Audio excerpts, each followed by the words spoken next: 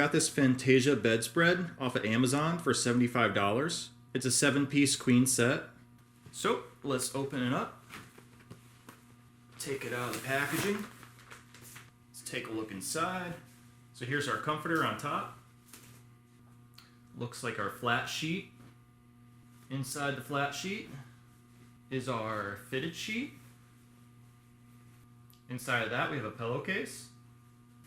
Inside of that is another pillowcase. So over here we have our other 2 pillowcases.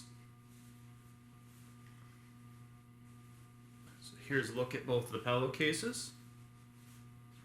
So there's 2 sham pillowcases and 2 regular pillowcases. This set is 100% polyester. So I'm going to put these in the wash on the cold cycle and then put them on the bed. Here's a look at the bed with the fitted sheet on it.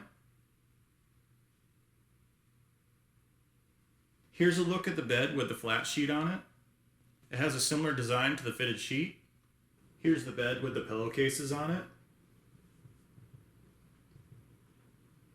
Now the dark blue shams are on the pillows.